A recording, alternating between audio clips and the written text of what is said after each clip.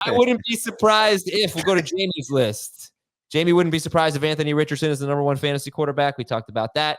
But he also wouldn't be surprised if Kyle Pitts is the number one fantasy tight end, Jamie. I mean, we've seen a 1,000-yard season from him. That doesn't happen very often for a lot of tight ends. And so if he can get back to that level of production and obviously score more touchdowns, he had 1 touchdown in his rookie campaign when he had over 1,000 yards. Can he get to 8, 9, 10? I mean, Kirk Cousins is going to change this offense, and Zach Robinson as the play caller will change this offense. And so I know Drake London is the one that should benefit the most.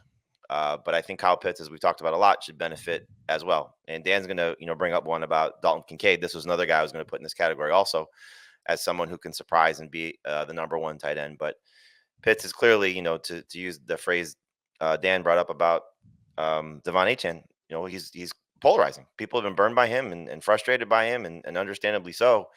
But you look at knee injury 2 years ago in his sophomore season, fighting through that last year, terrible quarterback play the last 2 years, bad play caller for what I think his skill set is. And now they'll use him as I think a traditional tight end more so than just, a quote unquote receiver. And I don't know why I said it like that. But in any event, Pitts, I think, has the potential to be a superstar as we know. You were saying use him more as a tight end instead of out wide, basically. Yep.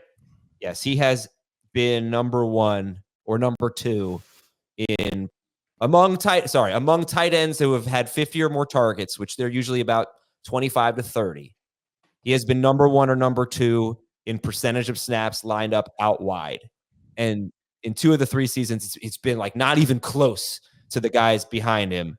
So, yeah, I mean, take advantage of him a little bit more, get him lined up on linebackers, right? He also has been number one in ADOT among tight ends all 3 seasons. I'd love to see. I do like the fact that he goes downfield, but I'd love to see more targets and more easy catches, because one of the things I noticed about his 17-game pace for targets, 110 as a rookie, played 17 games. It was 100 as a sophomore. It was 90 last year. That's just not enough targets. I mean, we need more than 100 to 110 targets for Kyle Pitts. So things have to change, obviously. Dan, what do you think? Would you be surprised if Kyle Pitts was the number one tight end in fantasy? No, I'm on the same side as Jamie as this. I would not be surprised at all. We've already seen he got to work with Kirk Cousins already this offseason. And I love the quote he had. He worked with Cousins and he said, this is a guy, they spent a lot of time watching tape already together. And he's like, this is a guy who's very deliberate as a quarterback. And I've never had this before, but it's good to have with a veteran. He tells you where he wants to be within each route combination at each time. And that's just how it's going to be. Like, there's going to be different areas of the field that Pitts is going to get the football in that he just simply hasn't gotten it before working with the quarterbacks he has. Mariota, who really was tough to watch on film 2 years ago when I broke that down, and then last year with Ritter.